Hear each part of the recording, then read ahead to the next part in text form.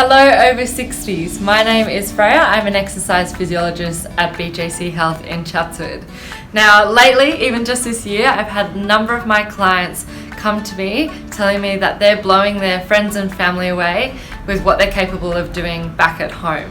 Now I thought I'd share some insight into why we've got people in their 60s, 70s, 80s, even 90s being able to do this. The great thing is that there's one type of training that helps those over 60s, and that is strength training.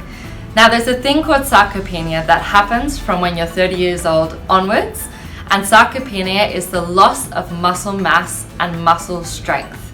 Now after you're 30 years old, you naturally lose about 1% of this muscle mass and muscle strength every year.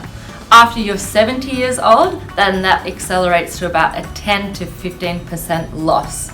So no wonder when you're over 60, you find it a bit harder to climb the stairs, climb the steeper hills, or even do your groceries.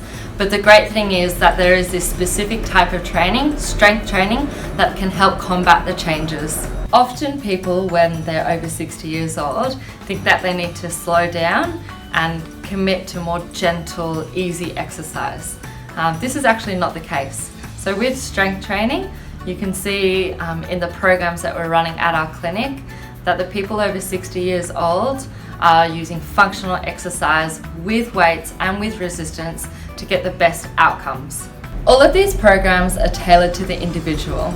They are progressed according to the individual's health condition, their goal, or their rate of improvement. In summary, so if you're over 60 and notice yourself or your friends or your family slowing down, there is a solution, and the solution is strength training.